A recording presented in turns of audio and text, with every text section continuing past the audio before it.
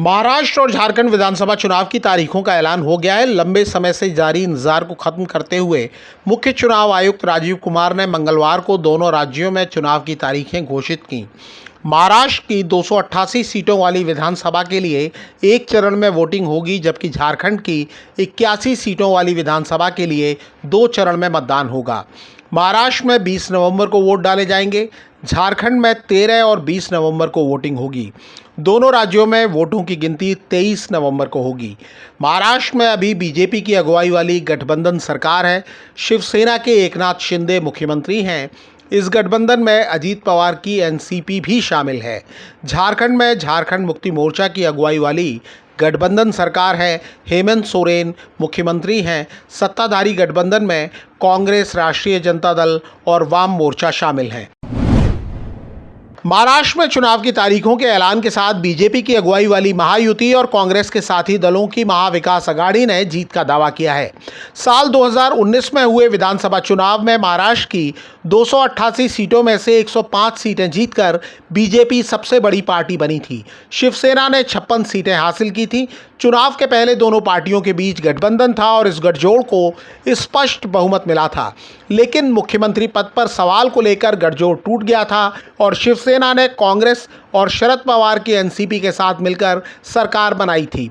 उद्धव ठाकरे मुख्यमंत्री बने थे। 2019 में कांग्रेस ने 44 और एनसीपी ने 54 सीटें हासिल की थीं। बाद में शिवसेना टूट गई और ठाकरे की सरकार गिर गई और एकनाथ शिंदे ने बीजेपी के साथ मिलकर सरकार बनाई थी। बाद में एनसीपी भी टूट गई और अजीत पवार सत्ताधारी गठबंधन के साथ आ गए। अब दोनों ही गठजोड़ जीत के दावे कर रहे हैं। दोनों ही गठबंधनों में सीट पर सहमति बनाने की कोशिश जारी है। महाराष्ट्र में लोकसभा चुनाव में महाविकास अघाड़ी यानी कांग्रेस, शिवसेना, यूबीटी और एनसीपी शरद पवार का प्रदर्शन बेहतर रहा था। इस गठजोड़ ने बीजेपी की अगुवाई वाले गठबंधन को तगड़ा झटका दिया था। कांग्रेस 13 सीटों के साथ महाराष्ट्र की सबसे बड़ी पार्टी बनकर उभरी।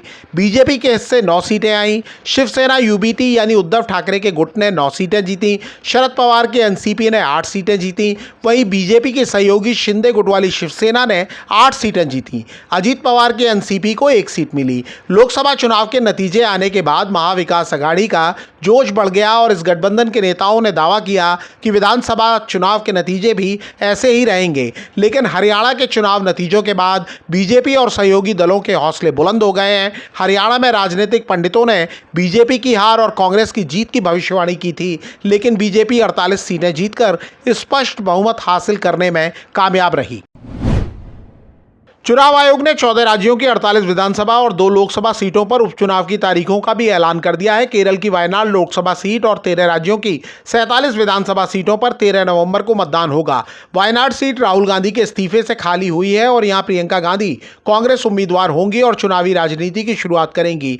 महाराष्ट्र की नांदेड़ लोकसभा सीट और उत्तराखंड की केदारनाथ विधानसभा सीट पर 20 नवंबर को वोटिंग होगी। उपचुनाव के नतीजे 23 नवंबर को आएंगे। 48 विधानसभा सीटों में सबसे ज्यादा उत्तर प्रदेश की 9 सीटें हैं। हालांकि मिल्कीपुर सीट पर अभी उपचुनाव नहीं होगा।